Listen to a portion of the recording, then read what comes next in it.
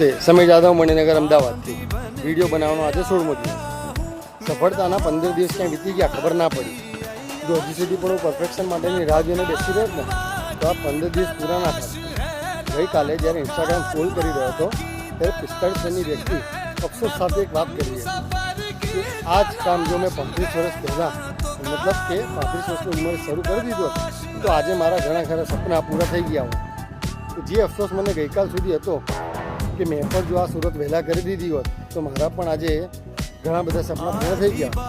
પેલું કહેવાય છે ને, મારી હંમેશા ધણીનું જ થાય છે.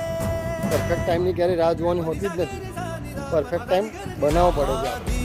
તો આપણે પણ કોઈ પરિસ્થિતિ માટે અટકી ગયા હોય, આગળ ના વધી રહ્યા હોય, વિચાર કરી રહ્યા હોય તો સમય કોઈની રાહ નથી જોતો. ઘડિયાળનો કાંટો તો પતો જ જવાનો. જે સમય જતો રહ્યો છે એ આપણે પાછો લાવી શકવાનો નથી, પણ આવનારા સમયને આપણે સુધારી શકીએ છીએ, એ આપણા હાથમાં છે. આજનો આપણો દિવસ શુભ રહે. જય માતાજી, જય શ્રી કૃષ્ણ, જય અંબે, વંદે માતરમ, ભારત માતા કી જય.